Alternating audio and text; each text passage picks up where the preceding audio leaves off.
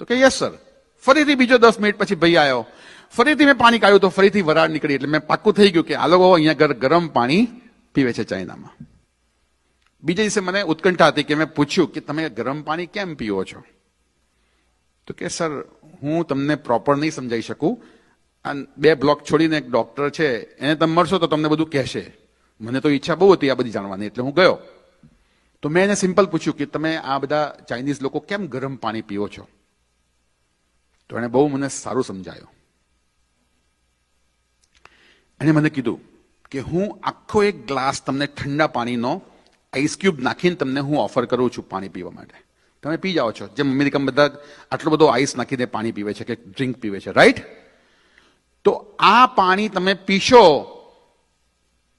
40 મિનિટે કે પોણા કલાકે કે 1 કલાકે તમને પેશાબની ઈચ્છા થશે. અને તમે પેશાબ કરશો તો શું એટલો ને એટલો ઠંડો જ નીકળશે જેટલો તમે પીધો તો? ના. તો કેમ નહીં? તો કે તમે પાણી નાખ્યું, જઠરમાં ગયું, જઠરની એનર્જી આવી, લીવરની એનર્જી આવી, આંતરડાની એનર્જી આવી, કોકને હૃદયમાંથી એનર્જી આવે. એ એનર્જી આવે એ પાણીને ગરમ કરવામાં મદદરૂપ થાય. હવે એ પાણી જ્યારે શરીરના તાપમાન જેટલું થયું 98.4 ડિગ્રી ફેરનહાઇટ, એટલે સીધું બ્લેડરમાં ગયું. અને બ્લેડરમાં તમને આવે એટલે અહેસાસ થાય કે મારું બ્લેડર ફૂલ થઈ રહ્યું છે, મારે એને ખાલી કરવું જોઈએ. આ પ્રોસેસ નોર્મલ છે. હવે આ તો થઈ ગયું, પણ હવે તમે જ્યાં જ્યાંથી તમે એનર્જી તમે લીધી છે ને ઉછીની, જ્યારે તમે જમવા બેસો ને ત્યારે એ તમારી એનર્જી ખૂટવાની છે. એ ચાહે જઠરની હોય, ચાહે લીવરની હોય, ચાહે આંતરડાની હોય, ચાહે ગમે તે ઓર્ગનની હોય, એ એનર્જીની ઉણપ થશે. કેમ કે તમારી જે એનર્જી એકઠી કરી હતી ખોરાકને પચાવવા માટેની, એ તમે પાણીને ગરમ કરવા માટેની વાપરી નાખી. એટલે હવે તમારે પાચન તંત્રના રોગો ઉત્પન્ન થશે. તમારી મેટાબોલિઝમ તમારી ધીરે ધીરે ડાઉન જશે. મેટાબોલિઝમ ડાઉન ગઈ એટલે તમને અનેક રોગો રાહ જોઈને ઊભા જ છે. અને એ વખતે 2005માં મને એ ડોક્ટરે મને દેખાડ્યું કે જો દર 10 અમેરિકામાંથી જે વ્યક્તિઓ છે એમાં લગભગ એ વખતે 6.5 વ્યક્તિ ઓવરવેટના છે, એવું મને એમણે સ્ટેટિસ્ટિક્સ મને દેખાડ્યું હતું. દર 10 યુરોપિયનમાંથી 4 લોકો ઓવરવેટ હતા 2005માં. અત્યારે તો વધી ગયો છે આંકડો. અને દર 10 ચાઇનીઝમાંથી અને જાપાનીઝમાંથી ફક્ત ને ફક્ત 1.2 લોકો ઓવરવેટ છે. આનો મતલબ શું થાય છે કે ગરમ પાણી દિવસમાં સવારે ઉઠો ત્યારે તો મસ્ટ. ગરમ એટલું પણ ના હોવું જોઈએ કે જેમાં પી ના શકો, પણ દિવસનો જે પ્રારંભ થાય ત્યારે બધા વ્યક્તિઓને કહી દઉં છું કે જે લોકો 60 વર્ષથી નીચેના છે એ લોકો હાથ ઊંચા કરે. કોણ 60 વર્ષથી નીચેના છે જરા? અને 60 થી ઉપરવાળા હાથ ઊંચો કરે. બહેનો કશામાં નથી આવતા? અચ્છા, બહેનો હજુ 16 ની નીચે જ લાગે છે બધા, કારણ કે બહેનોની ઉંમર પૂછાય નહીં. એ 60માં કરો હાથ ઊંચો કરો તો પકડાઈ જાય. હવે વાત ક્યાં છે કે જે લોકો 60 થી નીચેના છે એ લોકો કાલથી પ્રયત્ન કરશે. જે લોકો 4 ગ્લાસ પી શકતા હોય તો 4 ગ્લાસ, નહીં તો શરૂઆત 2 ગ્લાસથી તો કરજો જ. 2 ગ્લાસ ધીરે ધીરે અઠવાડિયામાં 3 ગ્લાસ કરજો, પછી ત્રીજા અઠવાડિયે 4 ગ્લાસ સુધી આવી જજો. જે લોકો 60 ની નીચે છે. અને પાણી બહુ ગરમ પણ ના હોવું જોઈએ, નવશેકું પાણી, લ્યુકવર્મ. બેસીને 4 ગ્લાસ એક શ્વાસમાં 1 ગ્લાસ પીવાનો છે. સવારનું પાણી, પહેલું પાણી ઘૂંટડે ઘૂંટડે નથી પીવાનું. ઘૂંટડે ઘૂંટડે પીશો તો એ પચી જશે, એમાં સલાઈવા ભેગી થશે તો પચી જશે, તો એ આગળમાં એટલે પેશાબમાં વધારે તમને જવું પડશે. પણ ઘૂંટડે ઘૂંટડે નથી પીવાનું.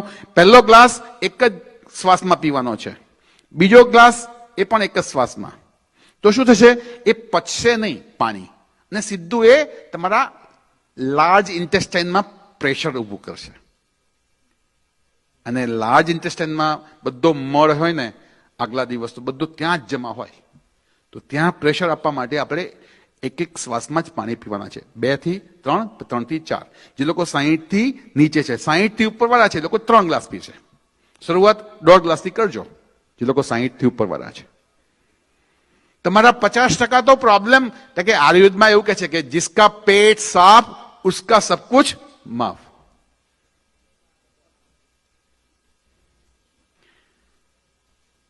પાણી દવા તરીકે કામ કરે છે જો એની સમજ હોય તો. પાણી અમૃત તરીકે કામ કરે છે, નહીં તો પાણી વિષ પણ બની શકે છે. ખાધા પછી તમે જે લોકો પાણી પીવે છે જબરદસ્ત, જેવું ખાય ને એવું સીધું 1-2 ગ્લાસ પાણી ઠંડુ પાણી એમને જોઈએ. મિત્રો, આ જ રોગને તમે આમંત્રણ આપો છો આ પાણીથી જ. કેમ કે તમારી જઠરાગ્નિ તમારી પ્રદીપ્ત થઈ હોય, ખાધા પછી બધા જ્યુસીસ બધા છૂટા પડ્યા હોય અને તમે ઠંડુ પાણી પીને અથવા એમને પાણી પીને તમે એને ડાયલ્યુટ કરી નાખો છો, એટલે જ બધા પ્રોબ્લેમ શરૂ થાય છે. એટલે હું વિનંતી કરું કે ખાધા પછી ફક્ત એક જ ઘૂંટડો પીવો, મોઢામાં ફેરવીને પી જાઓ. ખાવાની મધ્યમાં 3 થી 5 ઘૂંટડા પી શકાય, મધ્યમાં. એટલે કે આપણે 2 ટાઈપ્સના ગ્રેન્સ ખાઈએ છીએ. રોટલી ને શાક પહેલા ખાઈએ છીએ અને પછી દાળ ને ભાત અથવા કઢી ખીચડી ખાઈએ છીએ. તો રોટલી શાક પતી જાય અને દાળ ભાત તમે શરૂ કરો, એની વચ્ચે તમે 3 થી 5 ઘૂંટડા પાણી પી શકો છો. અને જે લોકો 60 વર્ષથી ઉપરના છે એ લોકો તો આખા દિવસ દરમિયાન 900 પાણી જ પીવે, કોઈ ડોક્ટરની જરૂર નહીં પડે. 900 પાણી પીશો તો, કારણ કે એ લોકોની ઉંમરમાં શું વાયુ તત્વ વધારે વિકૃત હોય છે. અને વાયુ વિકૃત હોય, વાયુને ઠંડી વસ્તુઓથી દુશ્મની હોય. એટલે તમે ઠંડુ પાણી નાખ્યું એ તમારું પાચન તંત્ર મંદ. તો સવારે ઉઠીને 3 અથવા 4 ગ્લાસ ઉંમર પ્રમાણે પીવાનું છે. પછી જેટલી વખત જમો એના કલાક પહેલા અને કલાક પછી એ વચ્ચે પાણી નથી પીવાનું. જેમ કે 1 વાગે જમવાનું છે તો 12 વાગે પછી પાણી નહીં પીવાનું. જમતી વખતે વચ્ચે 3 થી 4 ઘૂંટડા 5 ઘૂંટડા પી શકાય, મધ્યમાં એક જ વખત. જમ્યા પછી એક જ ઘૂંટડો, જમ્યા પછી 1 કલાકે તમે પી શકો છો પાણી. જમ્યા પછી તમે પી શકો છો. હવે પાણી જો રાત્રે તમે 6 વાગે પછી પીશો તો તમને ચોક્કસપણે રાત્રે, જે લોકો 60 વર્ષથી ઉપરના છે એ લોકોને 3 વખત 2 વખત 4 વખત ઉઠવું પડશે. એટલે રાત્રે પણ હું સલાહ નથી આલતો.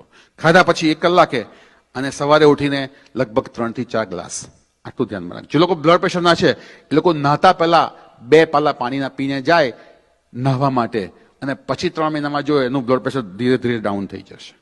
આ રિસર્ચ છે.